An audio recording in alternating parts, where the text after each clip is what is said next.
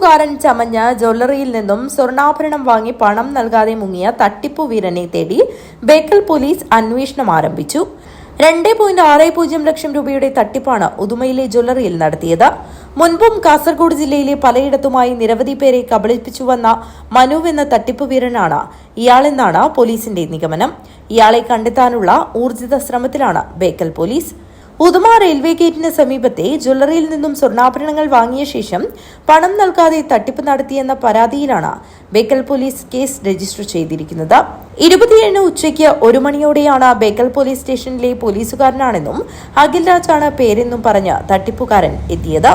പിന്നീട് വൈകിട്ടാണ് ഉദുമ റെയിൽവേ ഗേറ്റിന് സമീപമുള്ള പുഷ്പലത ജ്വല്ലറിയിൽ നിന്നും പ്രതി 16.200 ഗ്രാം തൂക്കം വരുന്ന സ്വർണ്ണാഭരണങ്ങൾ വാങ്ങിയത്.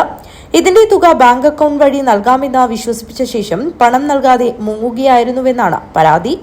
സ്വർണ്ണമുദ്രം, മാല, അരഞ്ഞാണം എന്നിവ ഉൾപ്പെടെ മൊത്തം 2,60,500 രൂപ വിലമതിക്കുന്ന ആഭരണങ്ങളാണ് നഷ്ടമായതെന്ന് ജ്വല്ലറി ഉടമ കളനാട് തൊട്ടി സ്വദേശിയായ ഗണേശൻ പറഞ്ഞു.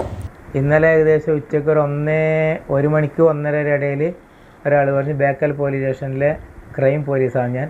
അഖിൽ രാജ് എന്നാണ് എൻ്റെ പേര്. 7 മാസമായിട്ട് ഞാൻ ജോലി തുടങ്ങിയിട്ട്.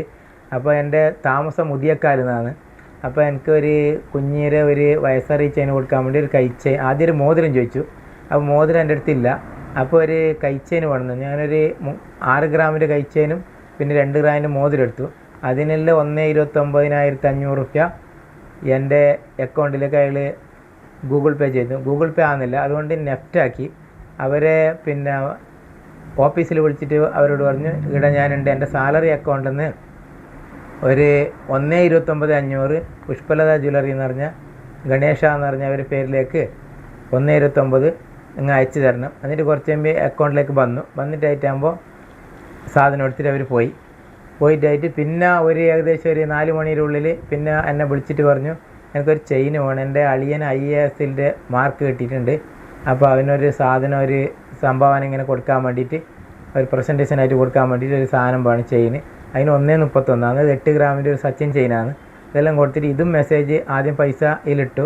അപ്പോൾ എനിക്ക് ഈ മെസ്സേജിൻ്റെ ഇത് എനിക്ക് വലിയ അറിയുന്നില്ല. എൻ്റെ ബാങ്കിൻ്റെ രണ്ടാമത് ബാങ്കുകാരുമായിട്ട് സംസാരിക്കുമ്പോൾ പറഞ്ഞു ഈ പൈസയിലെത്തിയില്ല, ഇത് ഫ്രോഡാണ്.